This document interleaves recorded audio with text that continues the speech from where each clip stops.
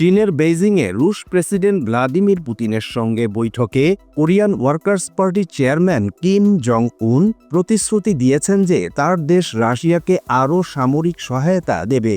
আমাদের আগের বৈঠকেই বলেছিলাম, রাশিয়াকে সাহায্য করার সুযোগ পেলে আমরা অবশ্যই তা করব এবং এটিকে ভ্রাতৃত্বপূর্ণ দায়িত্ব হিসেবে দেখব। প্রেসিডেন্ট পুতিন জানান, রাশিয়া উত্তর কোরিয়ার সম্পর্ক এখন বিশেষ বিশ্বাসভাজন ও বন্ধুত্বপূর্ণ পর্যায়ে পৌঁছেছে। তিনি বিশেষভাবে উল্লেখ করেন যে ইউক্রেন ও পশ্চিমা বাহিনীর আক্রমণ প্রতিহত করতে কোরিয়ান সেনাদের ভূমিকা ছিল সাহসী ও বীরত্বপূর্ণ। পুতিন বলেন, আপনাদের সৈন্যরা বীরের মতো লড়াই করেছে। আপনাদের সেনাদের ও তাদের পরিবারের আত্মত্যাগ আমরা কোনোদিন ভুলব না।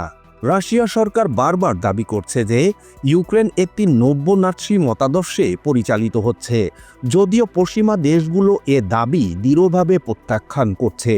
রাশিয়া সেনাবাহিনী এখন ব্যাপকভাবে উত্তর কোরিয়ার সরবরাহকৃত অস্ত্র ও গোলাবারুদের উপর নির্ভর করছে। অনুমান করা হচ্ছে, উত্তর কোরিয়ার সেনাদের গোলন্দাজ বাহিনী রাশিয়ার তুলনায় কয়েক গুণ বড় হওয়ায় তারা রাশিয়ার প্রতিরক্ষা শিল্পের তুলনায় বেশি গোলাবারুদ সরবরাহ করতে সক্ষম।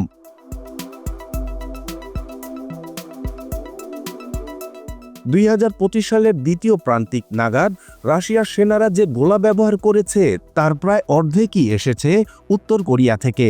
অনেক রুশ গোলন্দাজ ইউনিট এখন সম্পূর্ণভাবে উত্তর কোরিয়ার সরবরাহকৃত গোলাবারুদের উপর নির্ভরশীল।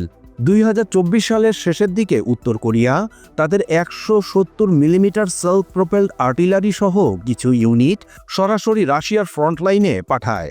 ইউক্রেনীয় সেনা গোয়েন্দা প্রধান লেফটেন্যান্ট জেনারেল কিরিলো বুদানভ জানান, উত্তর কোরিয়ার এই 170 মিলিমিটার কামানগুলো ইউক্রেনের জন্য ভয়াবহ সমস্যা তৈরি করছে, কারণ এগুলোর দীর্ঘ পাল্লা ও উচ্চ নির্ভুলতা ইউক্রেনীয় বাহিনীকে বড় ধরনের ক্ষতির মুখে ফেলেছে। রাশিয়া বা পশ্চিমা দেশগুলোর অস্ত্রশিল্পে এমন ক্যালিবার ও দূরপাল্লার কামান নেই। শুধু কামান নয়, উত্তর কোরিয়া রাশিয়াকে আরও নানা ধরনের অস্ত্র দিচ্ছে, যেগুলোতে আধুনিক ফায়ার অ্যান্ড ফরগেট প্রযুক্তি আছে, যেগুলোর পাল্লা ও ধ্বংসক্ষমতা রাশিয়ার তৈরি ক্ষেপণাস্ত্রের চেয়েও বেশি। অস্ত্র সরবরাহ ছাড়াও উত্তর কোরিয়া রাশিয়ার প্রতিরক্ষা শিল্প ও পুনর্গঠন কাজেও সহায়তা করছে।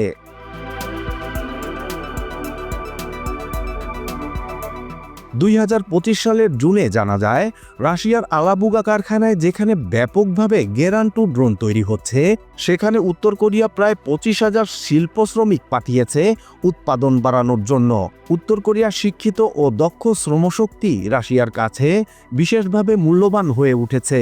একই সময়ে রুশ নিরাপত্তা পরিষদের সচিব সের্গেই শোইগু নিশ্চিত করেছেন যে উত্তর কোরিয়া রাশিয়ার কুরস্ক অঞ্চলে 1000 মাইন অপসারণ বিশেষজ্ঞ এবং 5000 সামরিক প্রকৌশলী পাঠাবে। উত্তর কোরিয়ার সহায়তা এখানেই থেমে নেই। 2025 সালের অগাস্টে জানা যায়, পিয়ংইয়ং সম্ভবত তাদের নতুন চোনমাটু মেইন ব্যাটল ট্যাঙ্কও রাশিয়ার যুদ্ধে পাঠাতে পারে। উত্তর কোরিয়ার সেনা সহায়তা, বিপুল অস্ত্র রপ্তানি আর শিল্প শ্রমিক পাঠানো সবকিছু মিলিয়ে রাশিয়ার ইউক্রেন যুদ্ধে টিকে থাকার অন্যতম ভরসায় পরিণত হচ্ছে পিয়ংইয়ং। ভূ রাজনীতিতে সব দেশই প্রথমে নিজেদের স্বার্থ দেখে। তাহলে কি রাশিয়া ও উত্তর কোরিয়া কেবলই পারস্পরিক লাভের জন্য একে অপরকে সাহায্য করছে, নাকি এর আড়ালে লুকিয়ে আছে আরও বড় কোনো বৈশ্বিক খেলা?